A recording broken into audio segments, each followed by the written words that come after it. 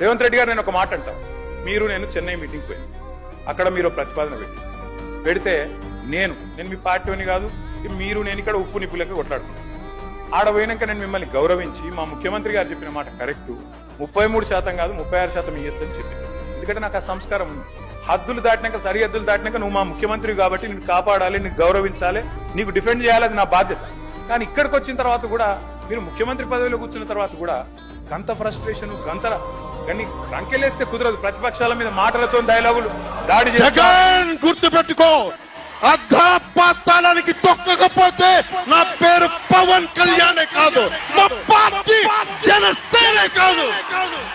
జర్మనీలో అయితేనే వస్తుంది, ఇక్కడ రాదు, ఇక్కడ 5 ఏళ్ళు రావడం కష్టం అని ఒక విమర్శ చేశారు. ఆ మనిషి కార్పొరేటర్కి ఎక్కువ, ఎమ్మెల్యేకి తక్కువ. జీవితకాలంలో ఇప్పుడు ఎమ్మెల్యే ఒకసారి అయినాడయ్యా.